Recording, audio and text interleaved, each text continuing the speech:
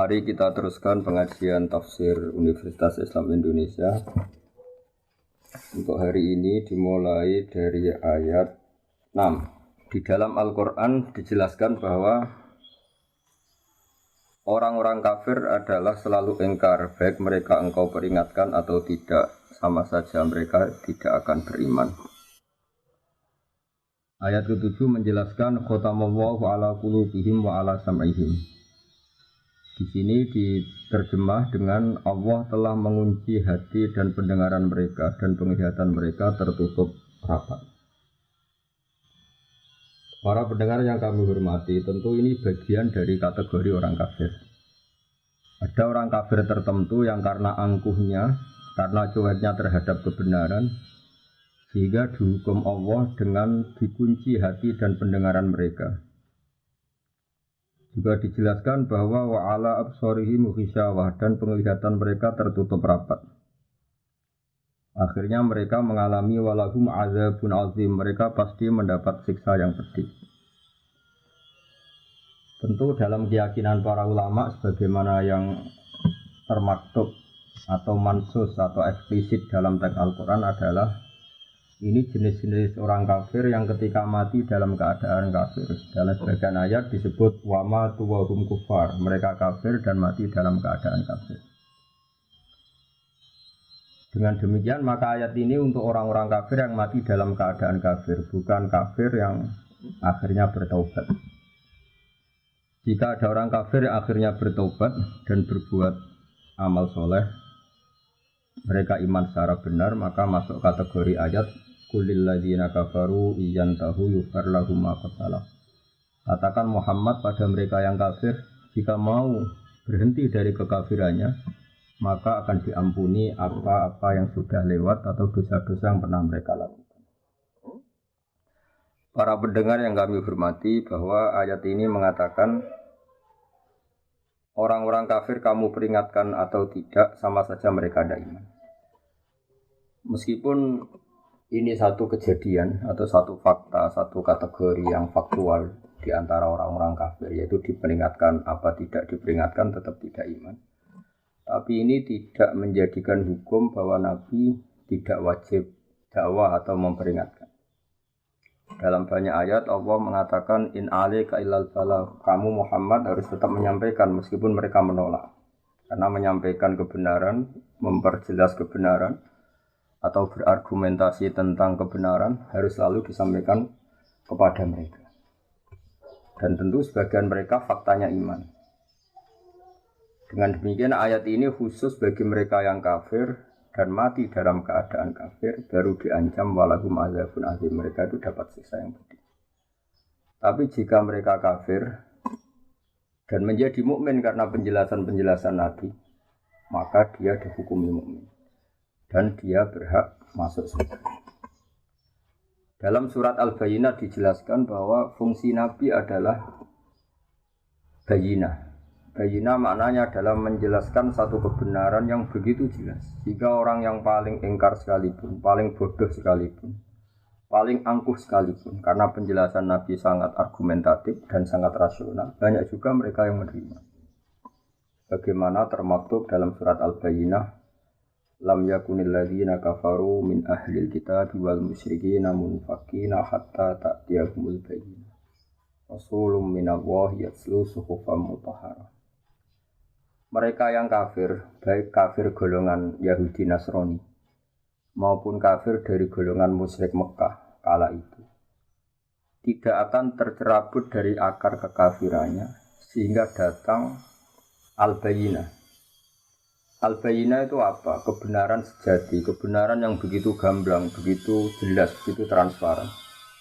Yakni adalah Rasulun minallah yatlu suhufan mutahharah, yaitu Rasul Allah yang membaca lampiran-lampiran suci, yakni Al-Quran.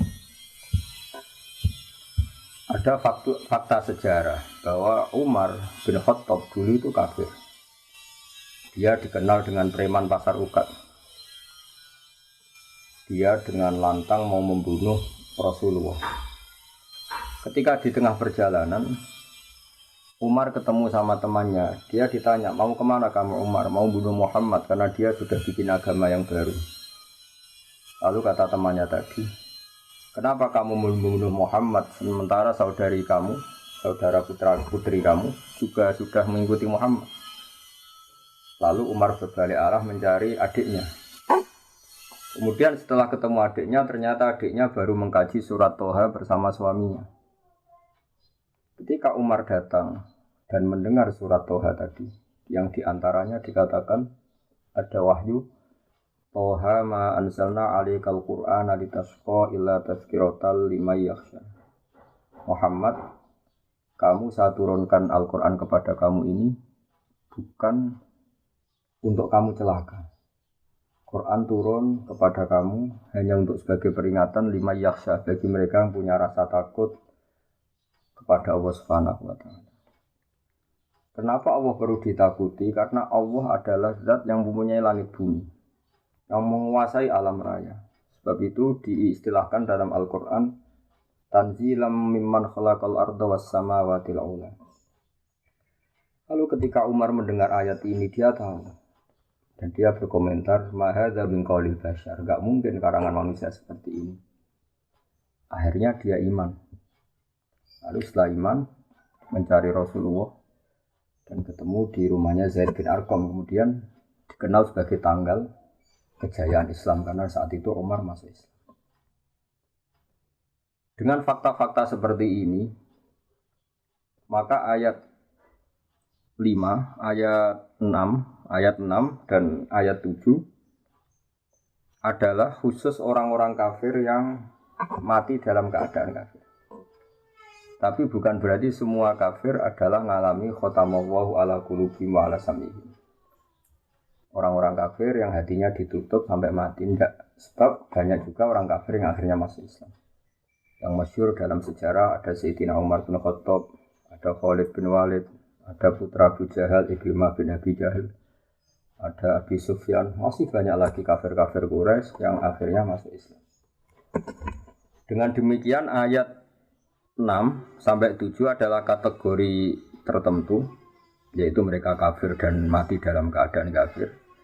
Sementara orang-orang kafir yang akhirnya masuk Islam, baik secara individu kayak Sayyidina Umar, kayak Sayyidina Khalid bin Walid, kayak beberapa sahabat, juga di akhir masa kenabian Rasulullah sebelum beliau wafat, tepatnya peristiwa Fathi Mekah, ketika Mekah dikuasai Rasulullah adalah ada gelombang di mana orang kafir secara massal masuk Islam, yaitu yang disebut dalam surat Fatah, idza jaa nasrullahi wal fathu wa ra'aitan nasa yadkhuluna fi dinillahi afwaja.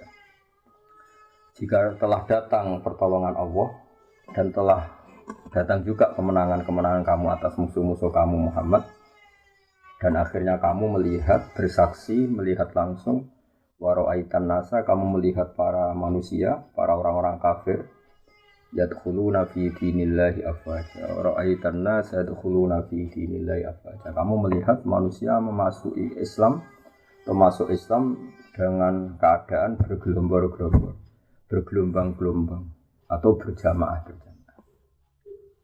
Dengan demikian jelas sekali bahwa kategori orang kafir adalah satu, orang-orang kafir yang mati dalam keadaan kafir. Ini yang kena vonis di neraka selamanya, walakum adzabun azim.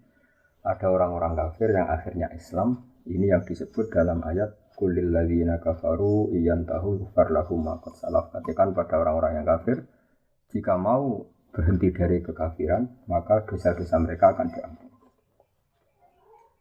Lalu tentang kewajiban sawaun alaihim angdzartahum am lam tunzirhum. Tentu kita sepakat sebagaimana mansus atau eksplisit atau termaktub dalam Al-Quran, Nabi diutus Allah adalah untuk memberi penjelasan kebenaran. Sehingga dari penjelasan-penjelasan itu Nabi bisa mengubah bangsa Arab yang dulu mayoritas kafir menjadi mayoritas Muslim. Ini yang disebut Al-Bayyinah. Ada contoh unik dari kekeliruan orang kafir yang sudah akut, tapi karena logika yang dibangun Nabi, akhirnya mereka tercerabut juga dari kesalahan itu, bisa terbebas juga dari kesalahan itu. Orang-orang kafir adalah merasa bahwa di dunia ini urusan banyak, kasusnya banyak, problem hidup banyak, beban hidup banyak. Sehingga mereka berpikir kalau kita punya Tuhan satu maka tidak cukup untuk menyelesaikan masalah-masalah kita. Lam yasa'na ilahun wahid. Tentu kita tidak cukup oleh Tuhan satu karena urusan kita banyak, problem kita banyak. Begitu seterusnya. Sehingga di seputar Ka'bah itu ada 360 berhala.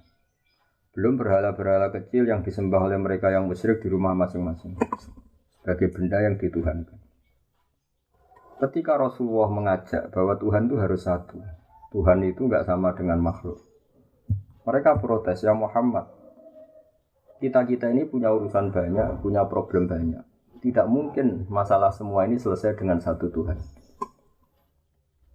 Ini yang diceritakan oleh Allah Subhanahu wa taala dalam ayat aja'alal alihata ilaha wahida inna hadza lasyai'un 'ujab. Masa Muhammad mengajari kita satu Tuhan?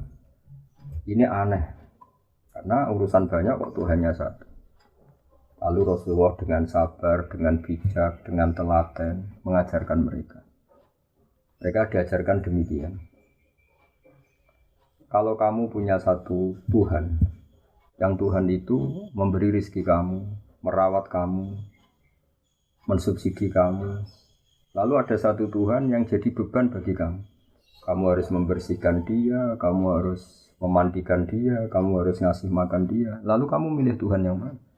Kata mereka, tentu milih Tuhan yang memberi kita. Berhala-berhala yang kamu sembah adalah merepotkan kalian. Kamu harus menyuci mereka, membersihkan mereka, ngasih sesajen sama mereka. Ini yang disebut dalam satu masal dalam perumpamaan wa huwa kallun ala maula. Hanya jadi beban bagi kamu. Oke Muhammad, kita memilih Tuhan yang enggak merepotkan kita, tapi Tuhan yang memberi rezeki kita, yang memberi makan kita, yang menciptakan langit dan bumi. Lalu Tuhan yang begitu berapa Muhammad? Allah memberi penjelasan lagi lewat nabinya. Allah membuat satu perumpamaan. Kalau kalian jadi pembantu, dulu istilahnya budak sahaya. Kalau sekarang mungkin pembantu. Meskipun pembantu dan budak tentu beda. Tapi gampangan dalam perumpamaan begini. Kalau kamu jadi bawahan, kemudian punya majikan banyak, semuanya minta kamu layani, mereka semuanya minta perintahnya dilaksanakan, mereka akan tersinggung dan marah besar kalau perintahnya tidak dilaksanakan. Lalu majikan Anda ini banyak, perintahnya beda-beda, seleranya beda-beda, semuanya tersinggung kalau semua perintahnya tidak dilaksanakan. Dengan kalau kamu jadi pembantu atau bawahan punya satu majikan. Majikan ini akhlaknya baik, tidak otoriter, perintahnya tunggal. Dan hanya dia majikan kamu. Kamu milih mana punya majikan banyak yang berbeda-beda dengan satu majikan saja. Lalu orang kafir menjawab, tentu Muhammad kita milih satu majikan saja. Kata Rasulullah, begitulah Tuhan. Tuhan kamu adalah nanti yang ngatur kamu, yang merintahkan kamu, yang bikin aturan. Jika Tuhan satu, maka nyaman bagi kita semua. Karena perintahnya satu, dari zat yang satu. Dan tidak ada rivalitas, tidak ada saingan. Ini yang dimaksud dalam ayat Dorobawahu mathalar rojulan fihi syuraka mutasyakisuna wa rojulan salamal lirojul. Hal yastawiyani masalah. Coba Anda logika, Anda angan-angan, Anda pikirkan. Bagaimana kalau ada seorang lelaki yang jadi bawahan, kemudian dia punya majikan banyak, yang seleranya beda-beda, yang perintahnya beda-beda. Semuanya minta dilayani. Semuanya memerintahkan untuk ditaati. Tentu ini akan membingungkan sang bawahan, karena perintahnya beda-beda. Lalu dibanding dengan satu pembantu atau bawahan yang punya satu majikan. Lalu Anda milih mana? Mereka sepakat milih satu majikan. Akhirnya mereka sadar bahwa punya Tuhan banyak itu menjadi repot, menjadi problem, menjadi masalah. Akhirnya lewat kesadaran itu, karena barokah ajaran Rasulullah SAW, akhirnya mereka berkeyakinan dan menjadi tahu bahwa fa'alam annahu la ilaha illallah, bahwa memang Tuhan itu harus satu. Di sini yang dimaksud al-bayyinah. Maka pemirsa yang kami hormati, pendengar yang kami cintai, kita jangan bosan-bosan membuat argumentasi ilmiah yang memastikan bahwa Tuhan itu satu. Dan Tuhan adalah ala kulli syai'in qadir. Ini yang dimaksud dengan al-bayyinah. Satu kejelasan, satu kebenaran yang begitu gamblang, begitu jelas, sampai semua orang itu menjadi tahu. Ketika kebenaran begitu jelas, begitu gamblang oleh logika yang paling sederhana sampai logika yang paling serius, ini disebut al-bayyinah. Sebab itu Allah mengajari semua nabi adalah dengan hujjah, argumentasi ilmiah. Maka dalam banyak ayat disebut wa tilka hujjatuna atainaha Ibrahim ala qaum. Ada keyakinan orang kafir saat Nabi Ibrahim bahwa berhala itu memberi manfaat. Mereka menyembahnya, mereka memberi sesajen, mereka memuja-muja. Suatu saat di hari besar mereka, semuanya paginya mau datang ke berhala itu di satu area khusus. Lalu malamnya sebelum ada acara, Nabi Ibrahim memangkas semua berhala-berhala kecil dan kapaknya dikalungkan sama berhala paling besar. Lalu paginya geger mereka akhirnya lewat identifikasi sosial akhirnya tahu bahwa pasti pelakunya Ibrahim karena selama ini yang menentang kita nyembah berhala itu Ibrahim.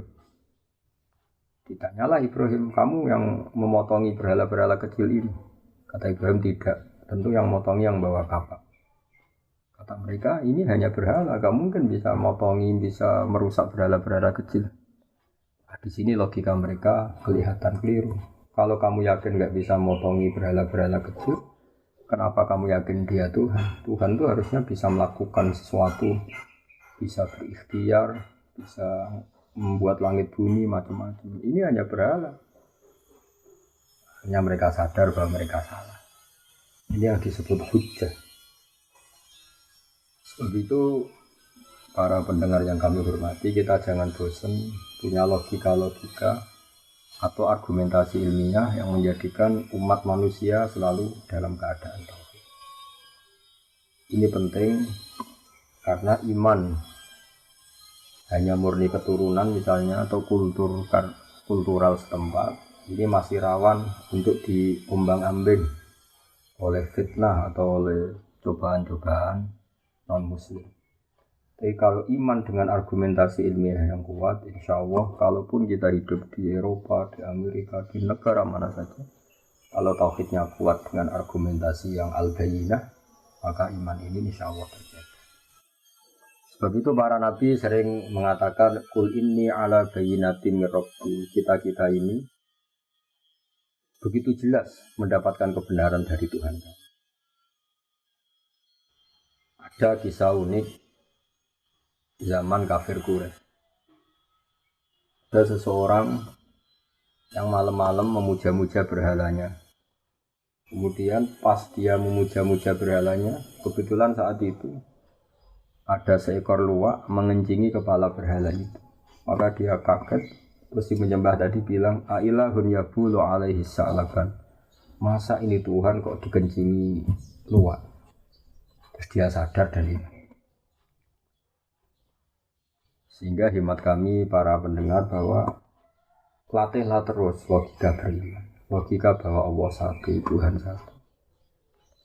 Sebab ini satu logika yang paling final. Logika yang paling final dan paling mudah diterima oleh akal sehat.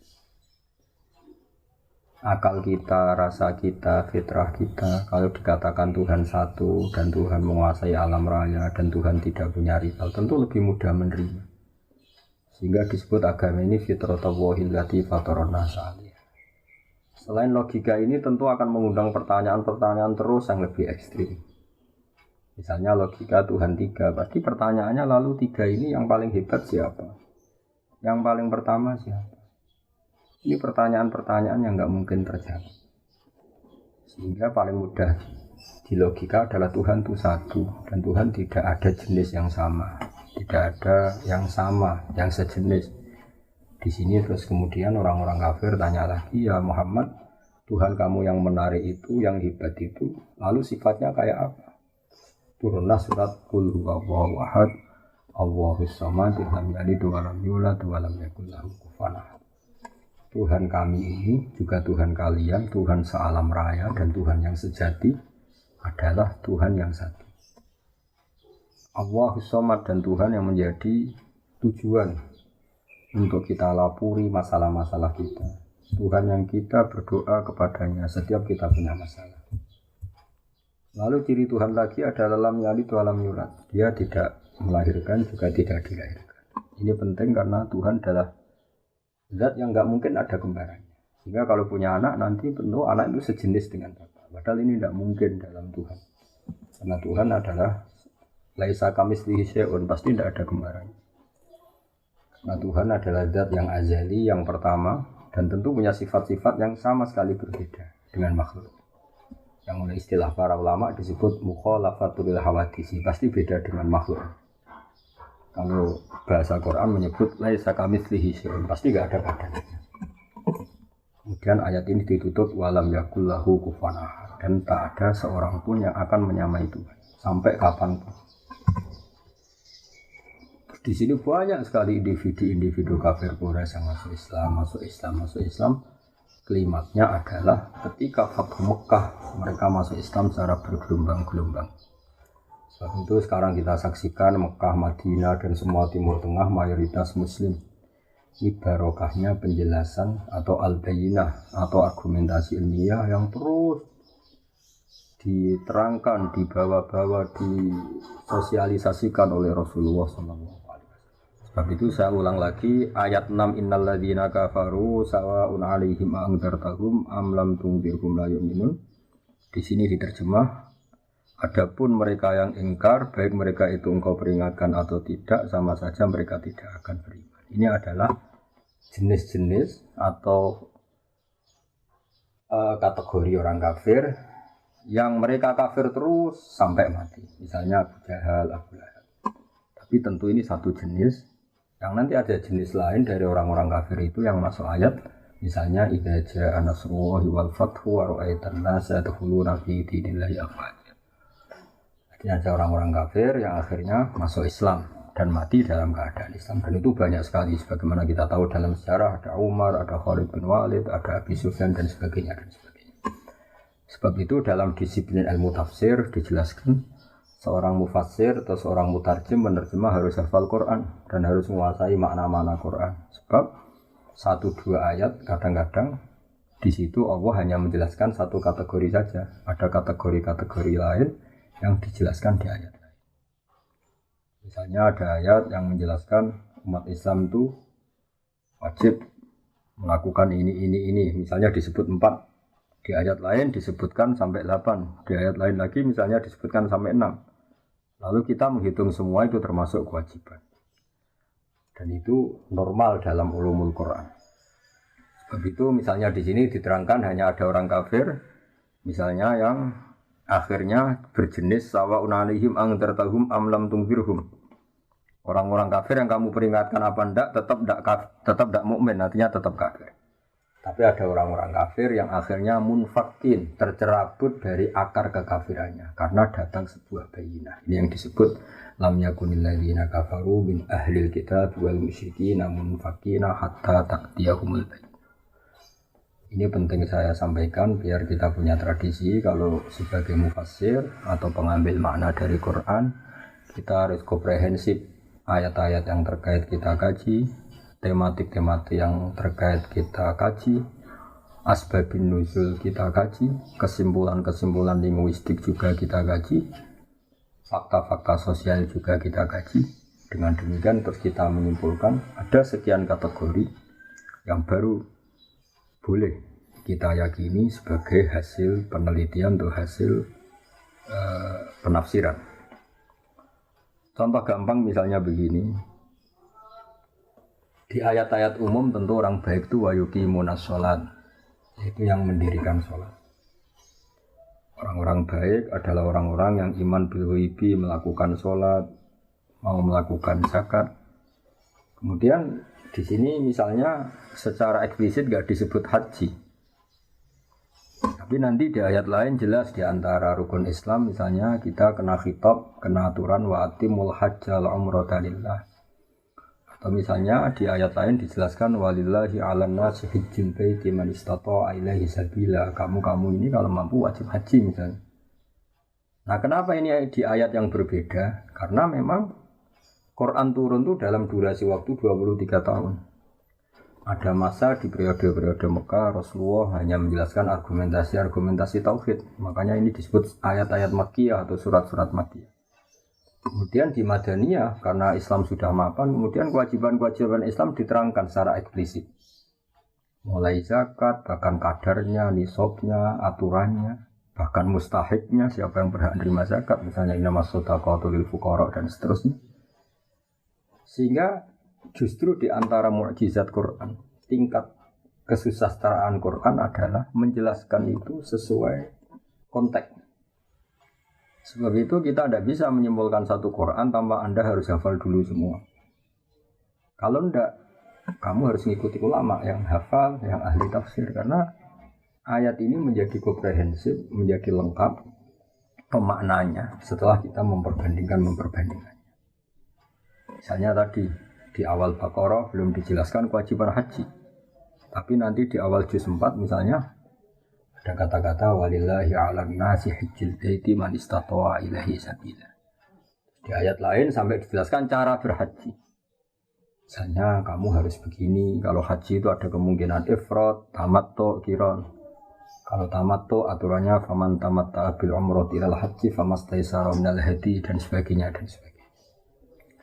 Dengan warning dari saya demikian, saya mohon sekali bahwa ulumul Quran adalah ilmu yang sangat sensitif, yang sangat peka, karena Quran adalah kitab suci, panutan umat Islam.